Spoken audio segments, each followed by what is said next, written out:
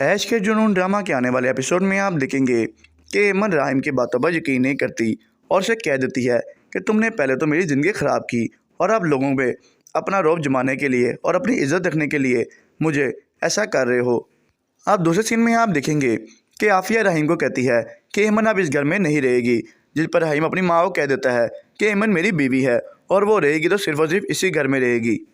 आफिया अब शरोज़ को कॉल करती है, उसे कहती है कि अगर एमन की याददाश्त वापस आ गई तो वो सब कुछ सच सच बता देगी कि उस दिन रहीम ने नहीं बल्कि शरोज़ ने उस पर हमला किया था। तो शरोज़ अपनी माँ को कहता है कि आप किसी तरीके से कोशिश कर एमन को इस घर से बाहर निकाल दें। तो आफिया कह देती है कि मैं तो बहुत कोशिश कर रही हूँ, लेकिन रहीम अपनी ज़िद पर अड़ा हुआ है और वो कहता है कि एमन अब इस घर से कहीं नहीं जाएगी।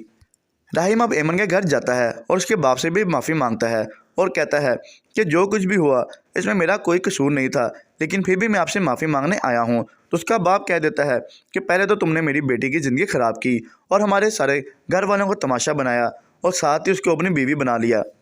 ताकि हम तुम पर केस ना कर सकें। तो रहीम उसके बाप को कहता है कि जो काम मैंने किया ही नहीं तो मैं उस काम के लिए क्यों डरूँ,